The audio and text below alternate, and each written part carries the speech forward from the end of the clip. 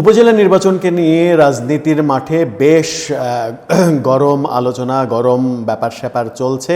এরই মাঝে বিএনপি ৭৩ জন নেতাকে বহিষ্কার করেছে, সেই খবর আমরা আপনাদেরকে জানিয়েছি।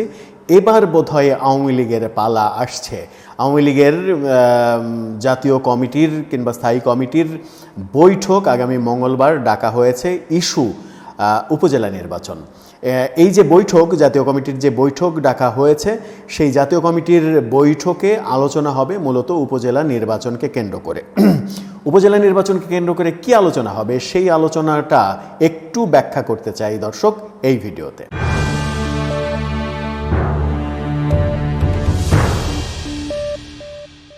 বলছিলাম আওয়ামী লীগের উপজেলা নির্বাচনকে নিয়ে বৈঠকের কথা। জাতীয় কমিটির বৈঠক ডাকা হয়েছে, মঙ্গলবার বৈঠক বসবে।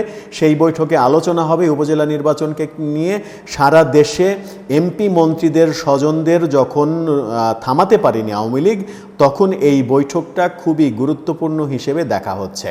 প্রথম ধাপের নির্বাচনে মন্ত্রী এমপিদের নিকট আত্মীয়দের সন্তান, ভাই, চাচাতো ভাই, খালাতো ভাই এদেরকে ঠেকাতে পারেনি। ঠেকাতে না পেরে দ্বিতীয় ধাপেও সেই একই ঘটনা ঘটছে। তৃতীয় এবং চতুর্থ ধাপের তফসিলও ঘোষণা হয়েছে। এমনকি চতুর্থ ধাপ থেকেও এরকম খবর আসছে যে বিভিন্ন জায়গায় এমপিরা তাদের নিজেদের যে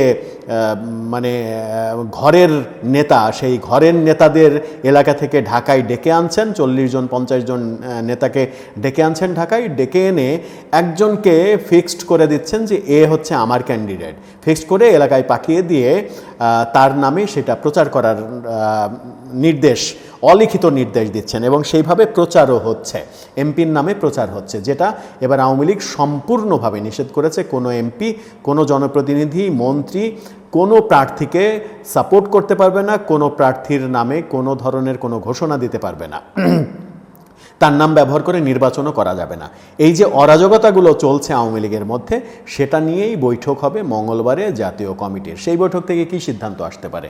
সিদ্ধান্তকে এই আসবে যে আওয়ামী লীগ সভানেত্রী, আওয়ামী লীগের সাধারণ সম্পাদকের নির্দেশ উপেক্ষা করে যারা নির্বাচন করছে তাদেরকে বহিষ্কার করা হবে?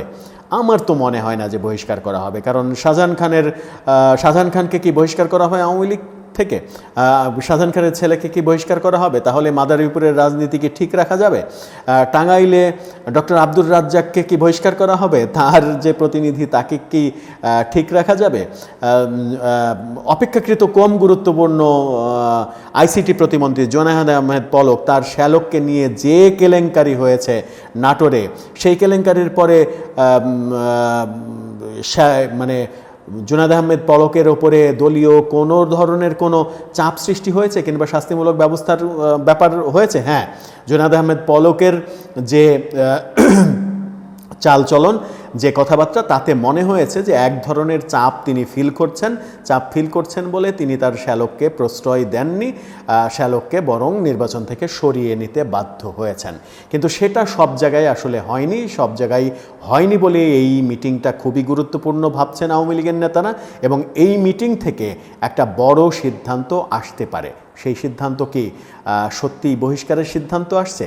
সেই সিদ্ধান্ত কি এরকম যে মাননীয় প্রধানমন্ত্রী সব এমপি মন্ত্রীকে স্পেশালি একদিন ডেকে একেবারে সরাসরি বলে দেবেন যে তোমরা যারা যারা এলাকায় এই কাজগুলো করছো, যাদের নামে রিপোর্ট আসবে, তাদের আগামী নির্বাচনে নমিনেশন বাতিল হয়ে যাচ্ছে?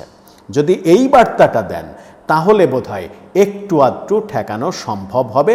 যারা এলাকায় ভাই লীগ, হাইব্রিড লীগ তৈরি করেছেন, তাদের ঠেকাতে হলে মাননীয় প্রধানমন্ত্রীকে সরাসরি এই উদ্যোগটা নিতে হবে।